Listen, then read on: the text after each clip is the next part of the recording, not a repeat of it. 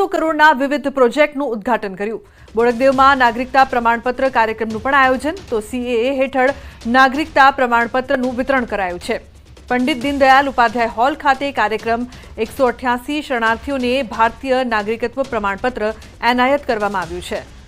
તો વિવિધ વિકાસ કાર્યોની ભેટ થલતેજમાં ઓક્સિજન પ્લાન્ટ અને તળાવનું લોકાર્પણ કર્યું છે, તો મકરબામાં સ્વિમિંગ પુલ અને જિમ્નેશિયમને ખુલ્લું મૂક્યું છે।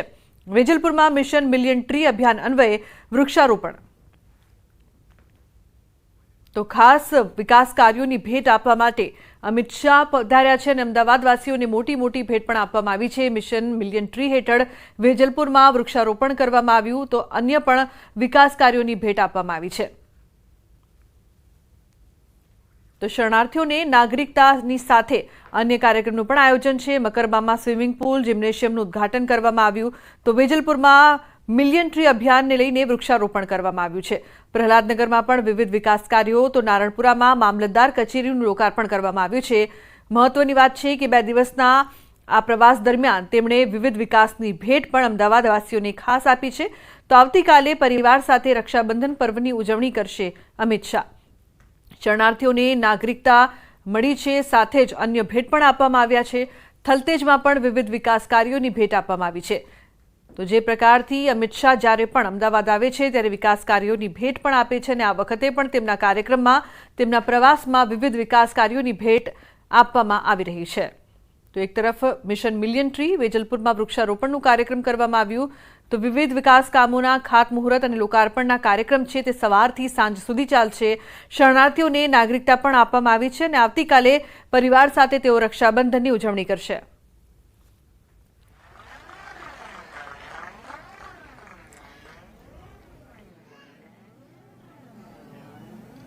ત્યાર પછી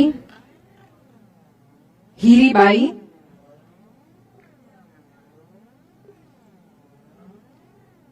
ત્યાર પછી જીવણભાઈ રબારી, એશા અને મિલનભાઈ ફકીરો પણ ઝડપથી પધારશો।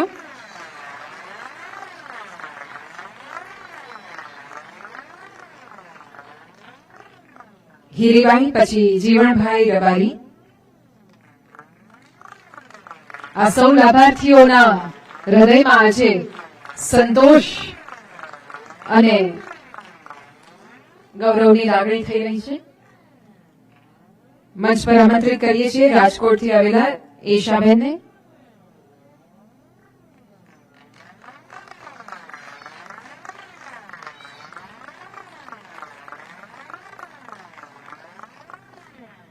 મીરાનબાઈ ફકીરો પાટણના રહેવાસી અને હવે તેમને ભારતનું નાગરિકતા પ્રમાણપત્ર પ્રાપ્ત થઈ રહ્યું છે। ખૂબ ખૂબ આભાર। વાત હોય દેશની આંતરિક સુરક્ષાની કે પછી દેશના લોકોની વચ્ચે સામાજિક સૌહાર્દની, એક તરફ પરમ સંવેદના અને બીજી તરફ અપાર શૌર્યને સતત સાથે રાખી મા ભારતીની સેવામાં સદૈવ કર્તવ્યરત અને દેશની સુરક્ષા માટે નો કોમ્પ્રોમાઇઝ એટીટ્યુડ ધરાવનાર માનનીય કેન્દ્રીય ગૃહ અને સહકાર મંત્રી શ્રી અમિતભાઈ શાહને આવો ખૂબ તાળીઓના આદર સાથે આવકારીએ। આજના આ ઐતિહાસિક દિવસે આપના પ્રેરણાદાયી માર્ગદર્શન માટે।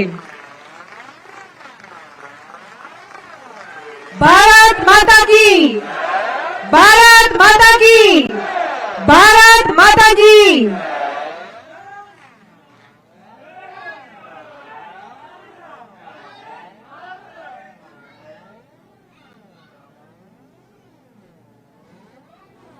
वहां से बन लगता है। मेरे साथ बोलिए, भारत माता की वंदे। आज के इस ऐतिहासिक कार्यक्रम में मेरे साथ मंच पर उपस्थित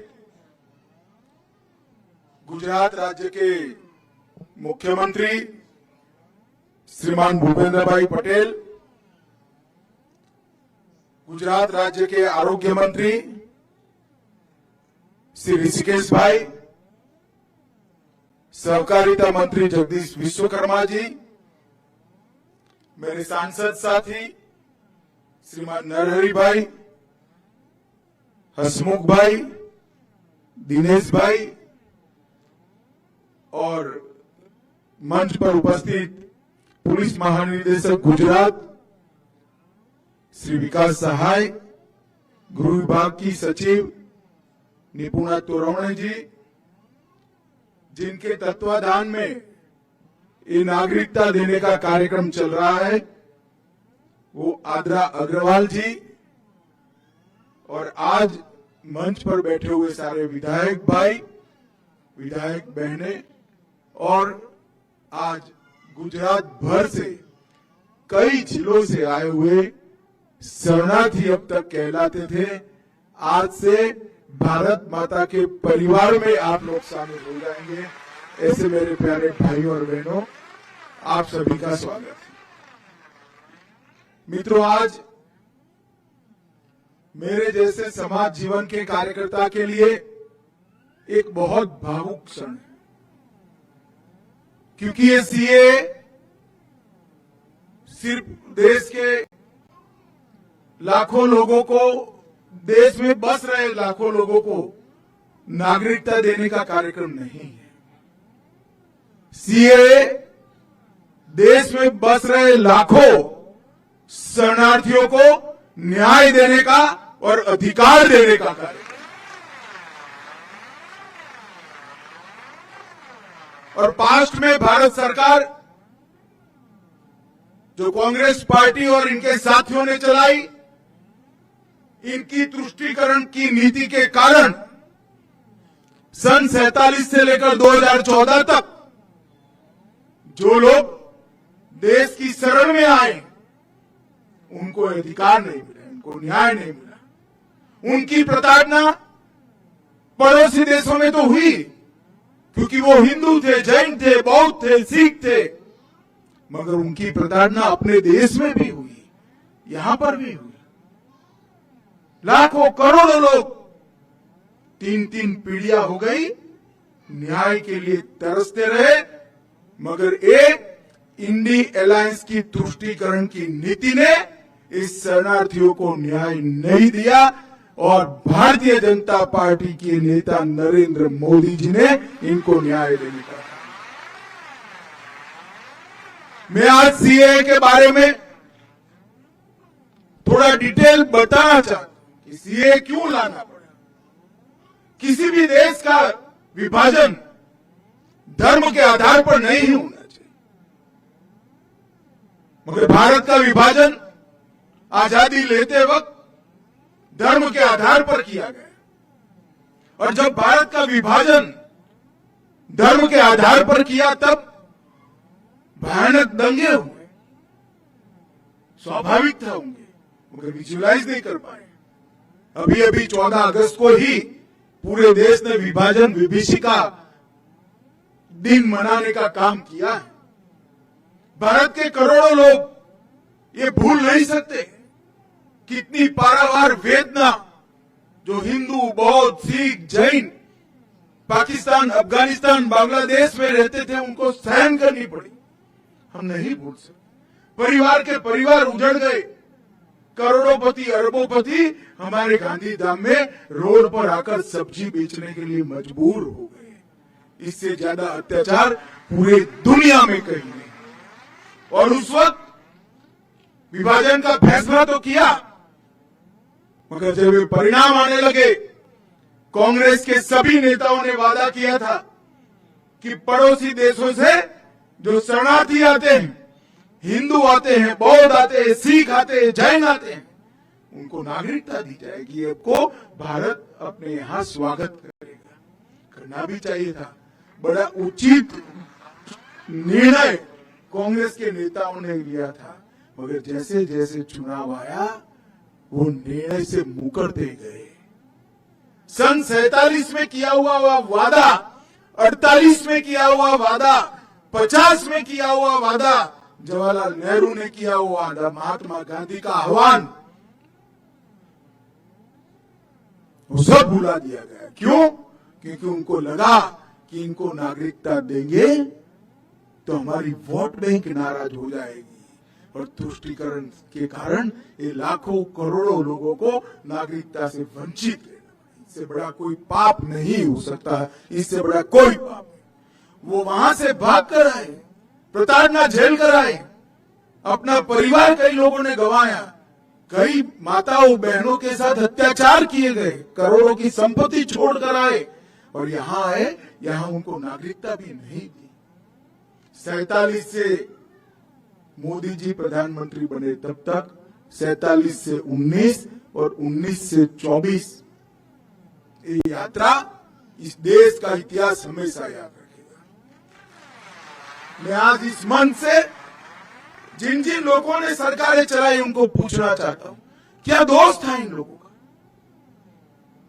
जो अपनी बहन बेटियों को बचाने के लिए आए, अपनी संपत्ति को, अपने धर्म को, अपने सम्मान को बचाने के लिए आए, वो क्यों भारत के नागरिक नहीं बन सकते? एक और तो सीमा से आपने घुसपैठ कराई, करोड़ों घुसपैठियों को आने दिया, अवैध रूप से उनको नागरिक बना दिए, और जो कानून को मानते हैं, आपको एप्लीकेशन की, उनको कहते हैं कानून में इसकी जगह नहीं है। कानून लोगों के लिए होता है, कानून के लिए लोग नहीं होते हैं।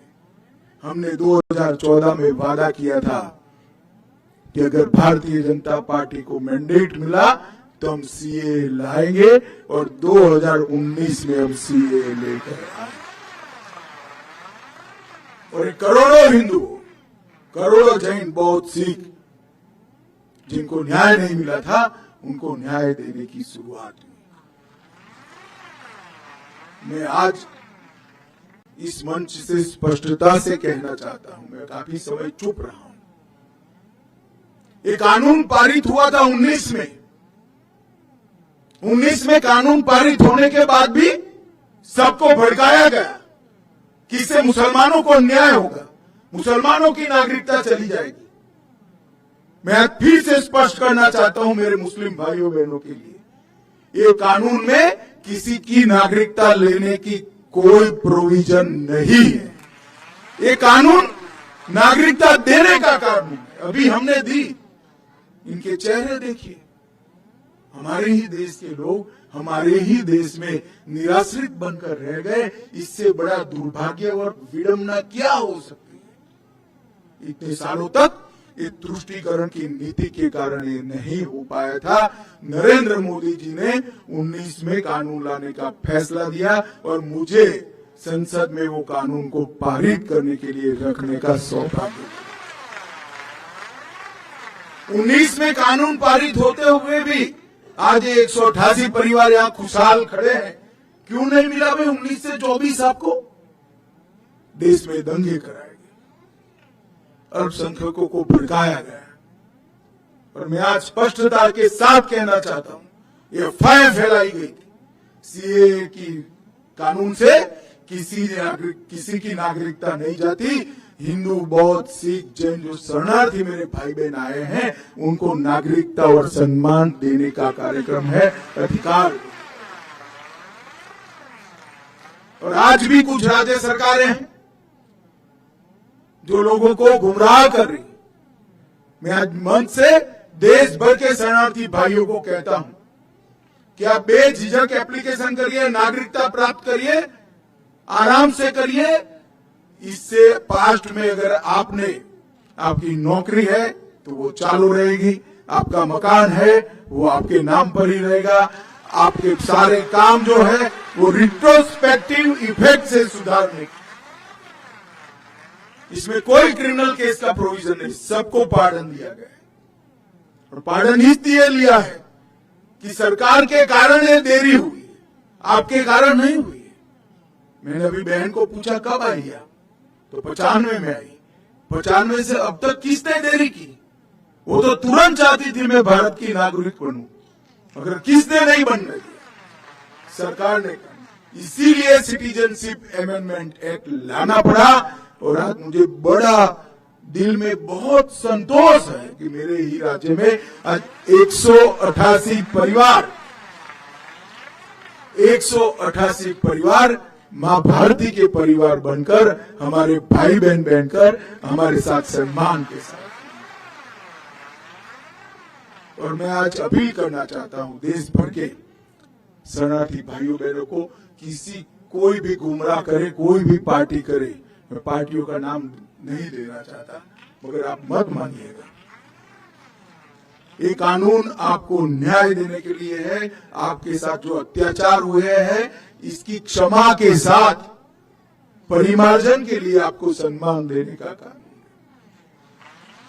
जो विभाजन की विभीषिका को झेले हैं और बाद में भी जो वहां रहे, आज हमें पूछते थे संसद में उनके विपक्ष के मित्र, क्यों ये कानून, क्यों ऐसा? मैं आज उनको कहना चाहता हूं, जो विभाजन हुआ तब बांग्लादेश में 27% हिंदू था, 27%, आज 9% है। कहां गया? जबरन धर्म परिवर्तन कराया गया है। 27% हिंदू था, या तो वो यहां आए, शरण में आए, या धर्म परिवर्तन कर। क्या उनको अपनी इच्छा के अनुसार अपने धर्म में जीने का अधिकार नहीं है क्या? अगर पड़ोस के देश में अपने सम्मान के साथ जी नहीं सकते, हमारी शरण लेकर आते हैं, तो हम क्या करेंगे? हम मूक दर्शक बनकर बैठ नहीं सकते। ये नरेंद्र मोदी सरकार है, आपको न्याय मिलेगा और जरूर। और सालों से इस शरणार्थियों की मांग थी। 19 में मोदी जी ने अपनी दृढ़ राजनीतिक इच्छा शक्ति के कारण एक फैसला लिया, कानून पारित हुआ, आंदोलन हुए, कुछ जगह पे हिंसक घटनाएं भी हुई। जो हुआ हुआ, अंततोगत्वा 24 के चुनाव के पहले हमने रूल्स बनाकर अधिकार दे दिया और आज सर्टिफिकेट भी दे दिया आप लोगों को। आप सभी का हृदय से भारत माता की संतान है नाते इस देश में मैं स्वागत करता हूं और बड़े सम्मान के साथ आप जियोगे, इसका मैं विश्वास भी दिया।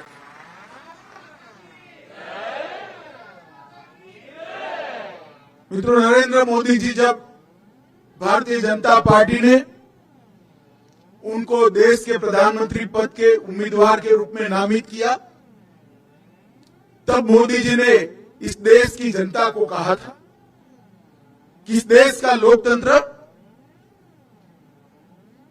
परिवारवाद से पीड़ित है, जातिवाद से पीड़ित है, तुष्टीकरण से पीड़ित है और भ्रष्टाचार से पीड़ित है। ये चारों नासूरों को नरेंद्र मोदी जी ने 10 साल में उखाड़ने के लिए अथक प्रयास किया। परिवारवाद के खिलाफ 15 अगस्त को उन्होंने घोषणा की, अपील की है।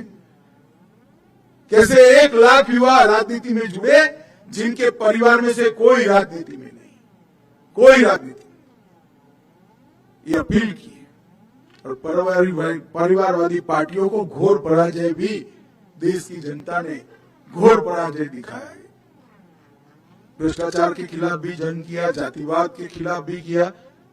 उन्होंने जातिवाद के नासूर को समाप्त करने के लिए 4 जातियां घोषित की, एक गरीब, एक महिला, एक युवा और एक किसान।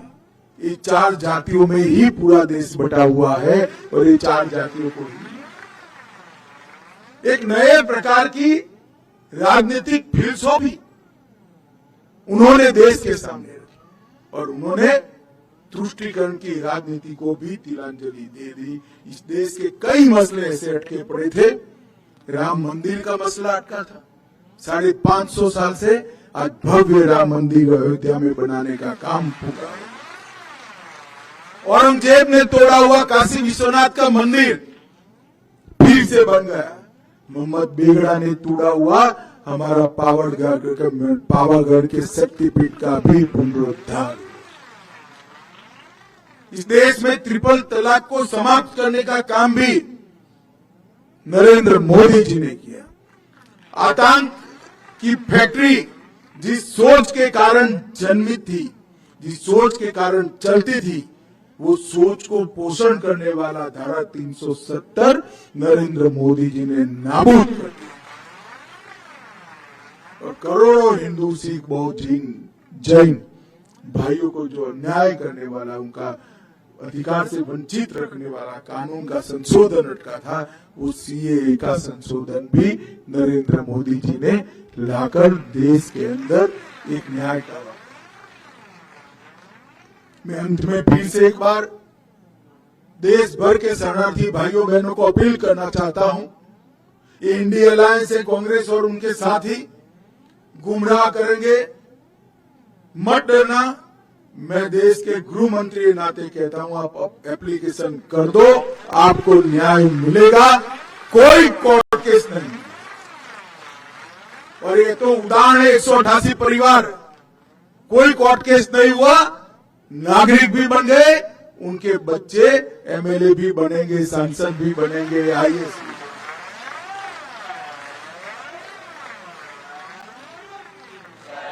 जो लोग गुमराह कर रहे हैं उनको मालूम होना चाहिए कि आप इनके साथ अन्याय कर रहे हो। आप में तो हिम्मत नहीं थी वोट बैंक के कारण कानून लाने की, मोदी जी लाए हैं, कम से कम इसका इम्प्लीमेंटेशन करने के लिए हमारा समर्थन करें।